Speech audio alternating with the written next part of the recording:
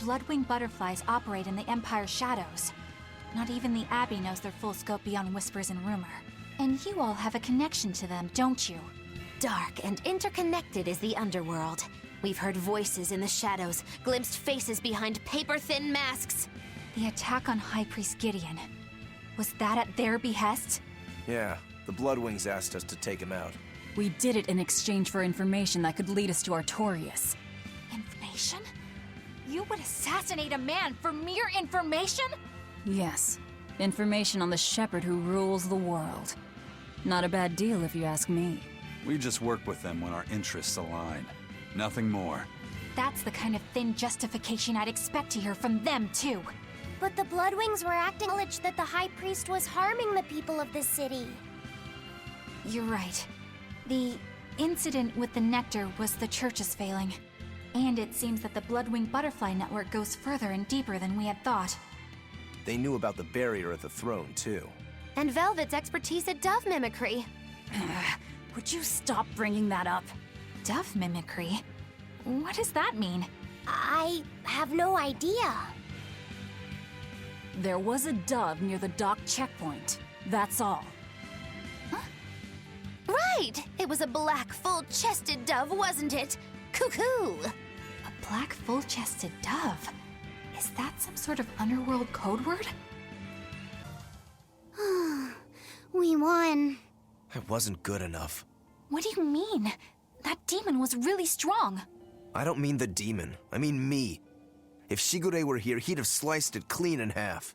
But you use shorter dual blades rather than just one bigger one like him, so of course... No. He'd have done it with a shorter blade, too.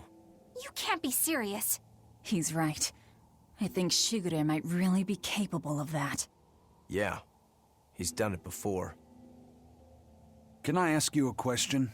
I don't mind. You want to know more about my clan? Yeah. Well, as the eldest son, Shigure became head of the clan and ran things for a while. But 3 years ago, a rumor found that he was planning an insurrection, and our lord immediately called for his execution. Sounds like he doesn't waste any time. Shigure never particularly cared about our lord to begin with. All he ever respected was personal strength. Then did your lord send you to do the job? Yeah. The only thing that can take down a Rangetsu swordsman is another Rangetsu swordsman.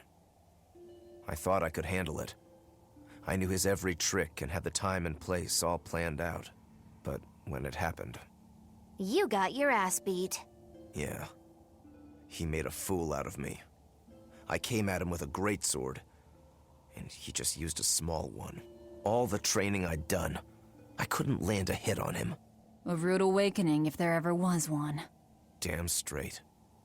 I couldn't deny it. Shigure cast aside my greatsword and just laughed.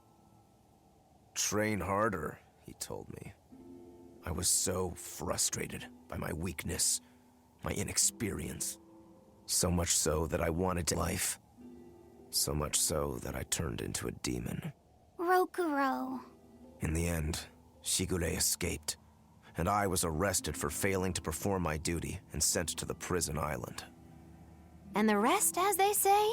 So you regret not being able to kill your brother. Huh. I know it sounds crazy, but that's just who I am. I'm not here to judge you. I'm just using you for my own purposes. As long as you fight my enemies, that's all that matters. That's the plan. That's what I do best as a demon. Here we are, back in Logris. It was a lot tougher to get in the first time. More funny than tough, if you ask me. Oh, you mean Velvet's little dove act? Coo, coo!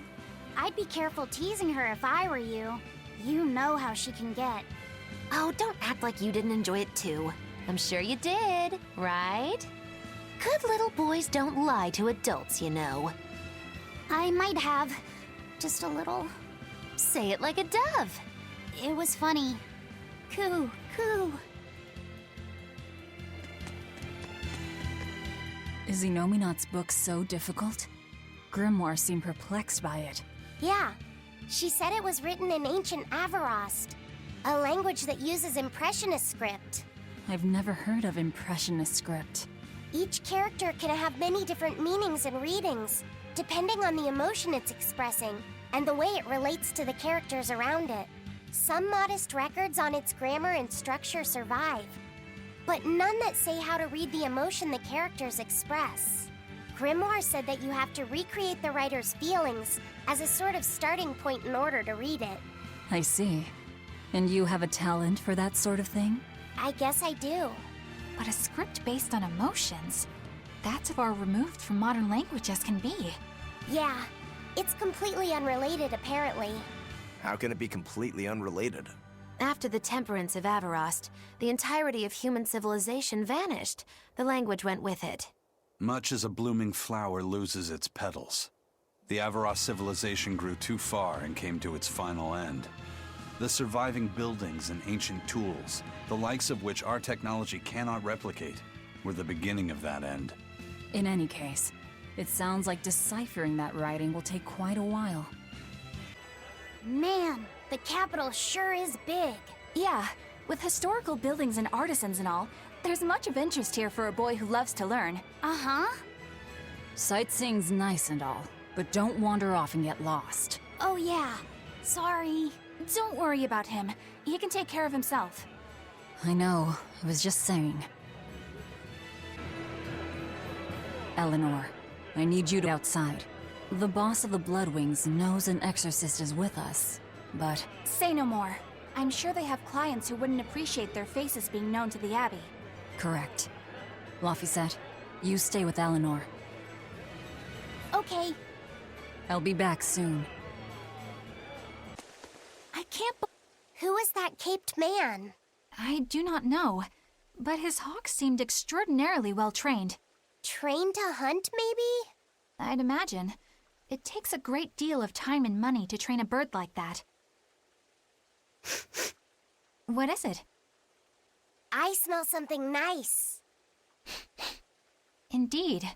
The scent is somehow familiar.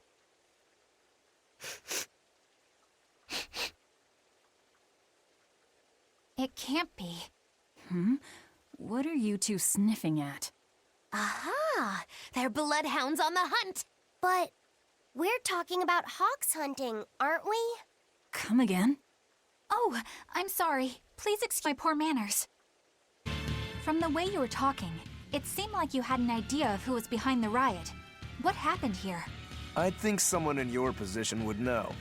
There were reports of a large riot, but I was caught up in chasing you, so I heard little else. It was a small affair, really. Velvet Rokuro and I were being held on this island. Velvet instigated the other prisoners to riot so that we could escape. She used the prisoners? Yeah. You'd expect different from me?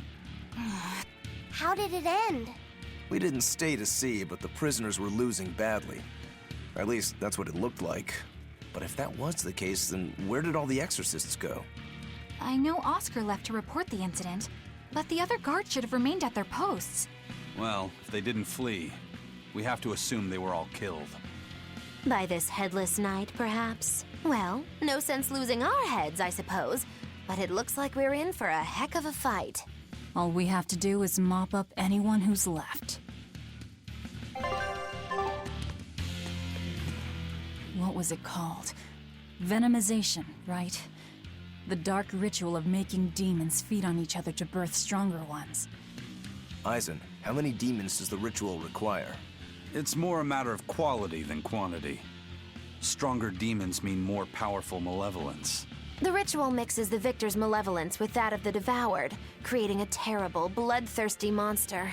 You see, the newfound power comes at a great cost. With it, the victor's last vestiges of self-control are stripped away. So it's something even more than a monster. A seething ball of pure power and malevolence. Roguro, don't tell me you're considering it for yourself. Of course I am. I'll consider anything that can make me stronger. You cannot be serious! What's there to be so surprised about? Well, look at Velvet. She's already eaten countless demons. You're ridiculous! He's right. If it helps me find my vengeance, I don't care. Velvet? Wait, are you really going to do it? Relax, it's not gonna happen. Becoming a monster wouldn't bother me. But when I defeat my rival, I have to be myself for it to mean anything. It's the same for Velvet. It is? Besides, if I kill a previous victor of the ritual, I'll have proved myself strong enough not to need the extra power. You're ridiculous. So, Velvet is a Therian, is she? I knew there was something off about her. But it's what she cried out that's really on my mind. Lafay said, is Velvet truly Lord Artorias' younger sister? She never told me. If it were true, I suppose it would explain her knowledge of Lord Artorias' training. If you're so curious, why not ask her yourself? Hey Velvet, what's your connection to Artorias? Rokuro, have some tact! I heard you whispering. Doesn't bother me. Artorias was married to my late sister, Celica. He was our brother-in-law.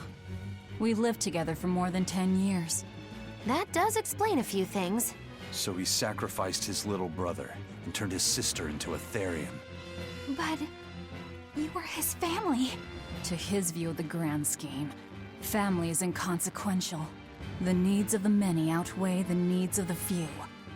All he did was act according to his ideal logic.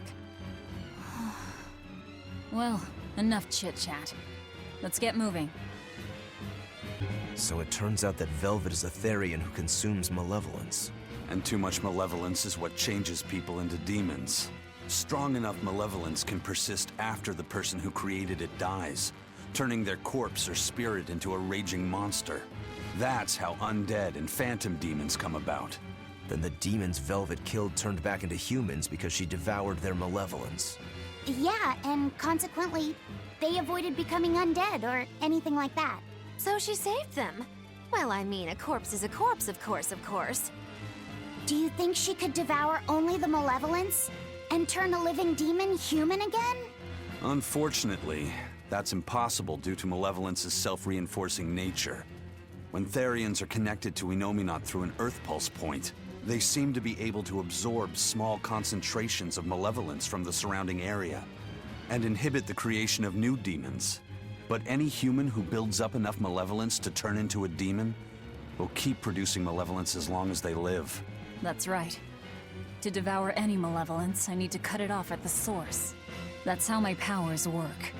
Velvet, I'm sorry. I don't mind it. Actually, I find it convenient. This way, I'll never forget my hatred for Artorias. Plus, as long as you stay away from an Earth Pulse point, you get to keep the power of any malevolence you consume. Fuel for my hatred, yes. Lafay said, I must offer you an apology. What for? For spying. I was plotting to take you back to the Abbey. I am truly sorry. It was your mission, wasn't it? Somehow I think I always knew. You did? Call it a hunch. Besides, Velvet was really suspicious of you. Whenever you feel you're doing something wrong, you start to sweat a lot. It seemed odd. How long have you known? Ever since you became a vessel for me. I think Velvet knew too. That's quite a shock. I failed completely in my role as a spy. It's pathetic. Shameful, really. Well, I think it says something good about you. Huh? Someone who can't lie well seems like a better person than someone who has an easy time of it. Thank you, Lafay said. I think you're the better person here. I wouldn't go that far. What are you doing here, Bienfu? Hoping you'd let me join in! We're in the middle of something important. Please leave us be for now. I'll be quiet. Just let me hang around, all right? Afraid not. Bien! Madame Eleanor is a mealyhead! She's a what?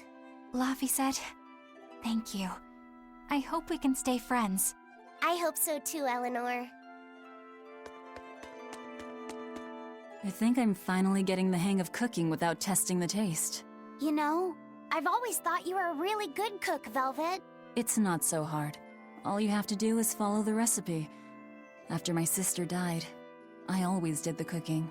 The most important thing is adding just the right amount of salt, and the final adjustments of flavor. Oh, and once you're just about done, you have to make a wish that it turns out tasty. You wish for flavor? Yeah, so long as you do that, Anything will turn out tasting good. Celica taught me that. It sounds like your sister was quite the master chef. Oh, I don't know about that. But now I'll never be her match.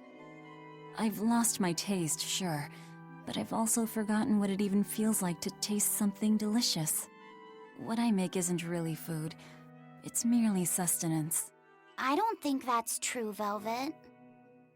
Nom, nom, nom. This is great.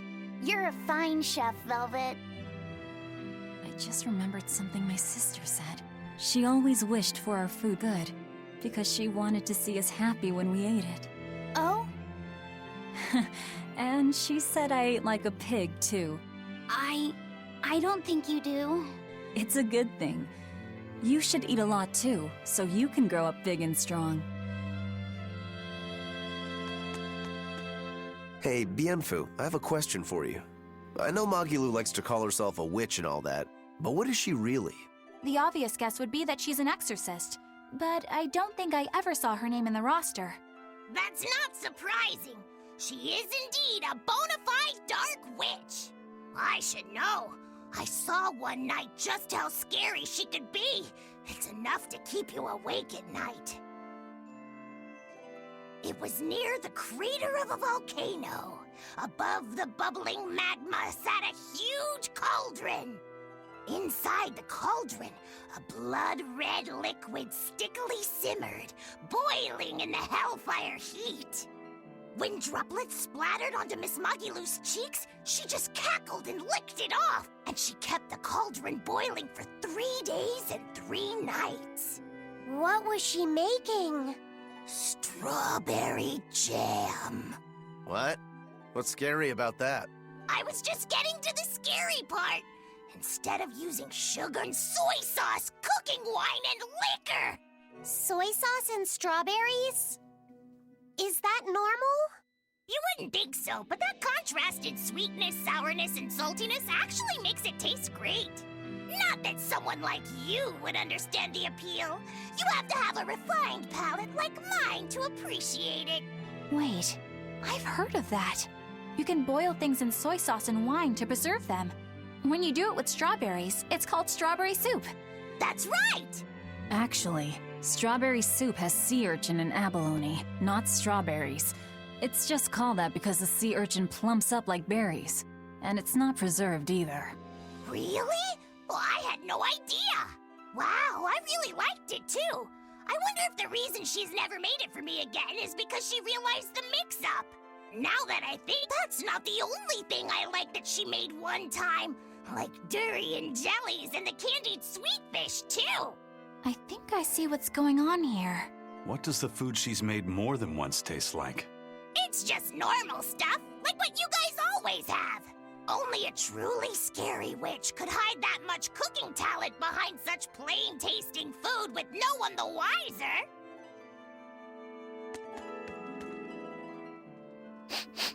I know this smell.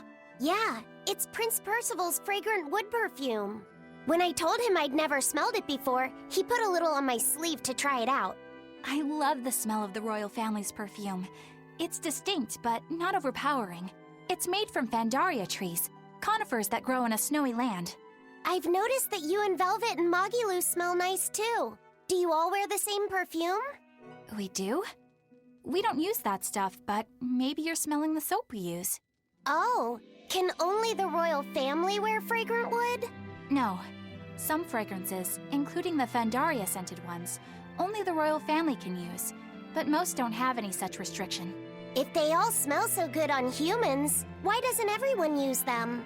I've never thought about that. Why do you think that is, Aizen? It's a bit complicated.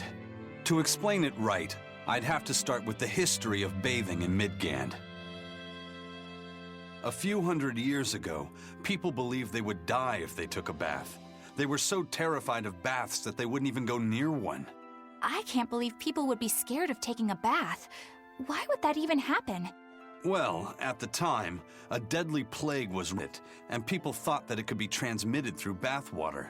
Bear in mind that this was all before we had proper plumbing or techniques to purify water. People couldn't just bathe anywhere.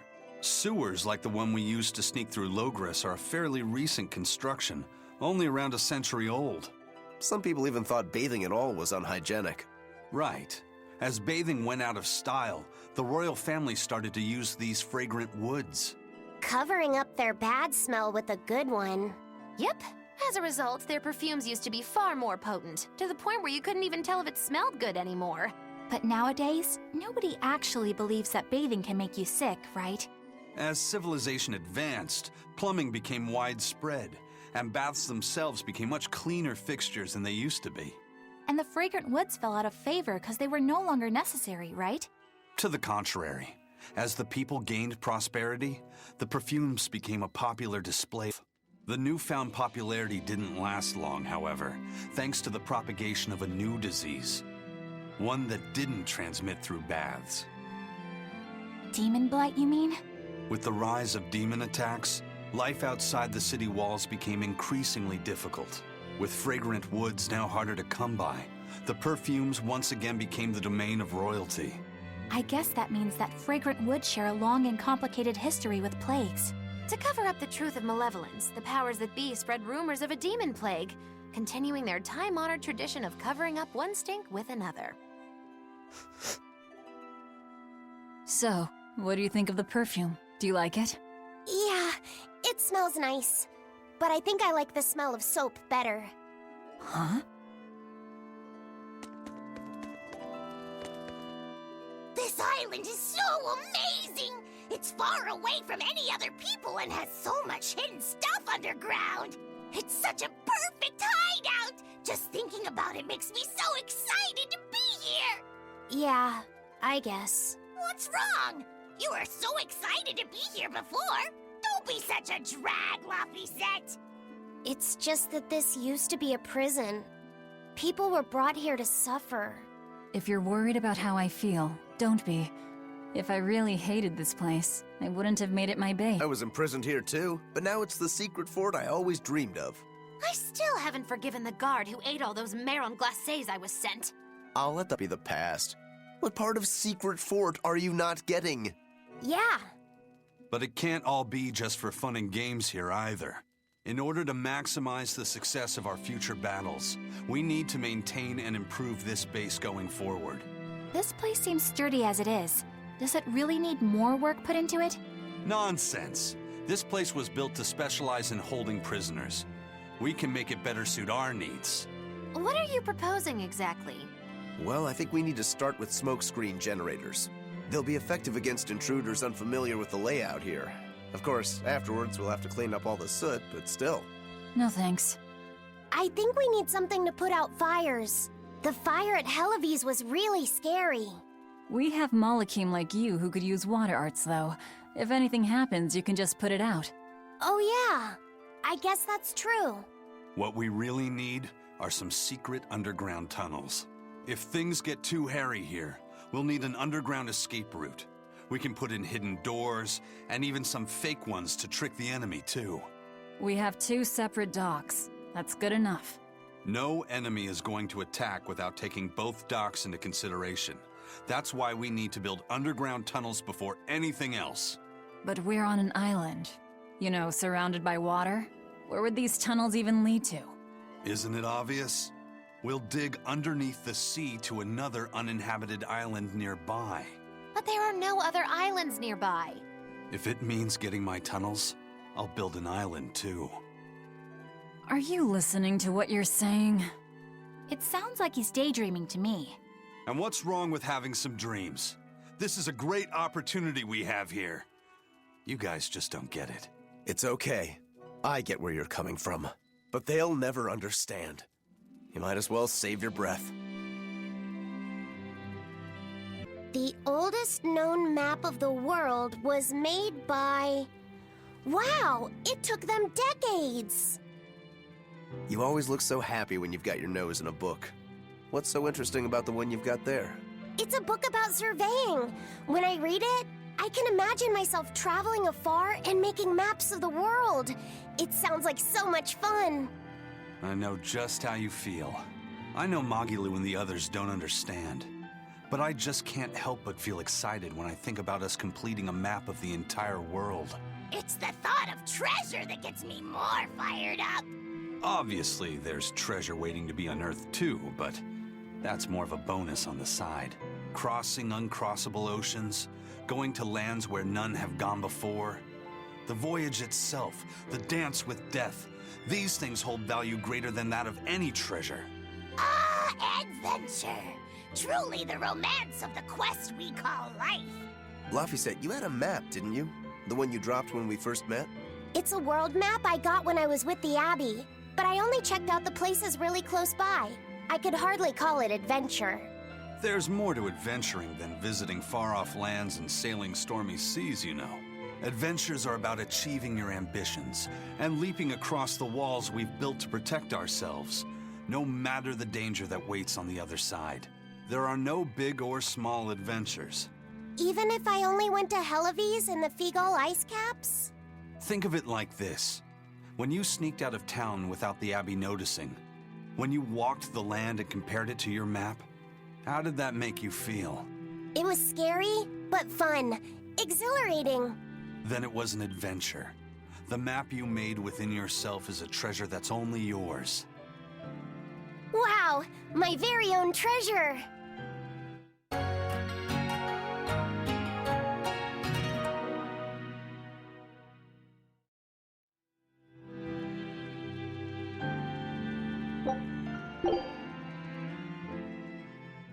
Whoa, awesome! I swear, the second he has a spare moment, he buries himself in his books. Knowledge opens up bigger worlds. I imagine that back when Teresa was bossing him around, reading was a fun escape, an adventure in and of itself.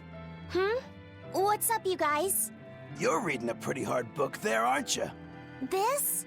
It's about dinosaurs. It says that long before humans were around, these huge creatures ruled the world. There are so many different kinds, like tyrannosaurs and triceratops and brachiosaurs. They're all so cool. They look like dragons to me. They look similar, but dinosaurs couldn't live inside volcanoes, and they didn't do well in the cold either. But they were crazy huge and strong. Nothing else could even compete with them. I bet they would have made for great sparring partners. I think this Gigantospinosaurus might be my favorite. Those two huge points jutting out from both sides of its body make it look just like you and your two swords. Actually, it's also known as the dual-bladed dragon. Wow, it really does sound like a perfect match for me then. Okay, so if they weren't dragons, what were they? They look a lot like lizards. Maybe they're like my ancestors or something. But you used to be a human. Damn, I think I might have gotten a bit too used to this new body of mine. I wonder if their tails can fall off too.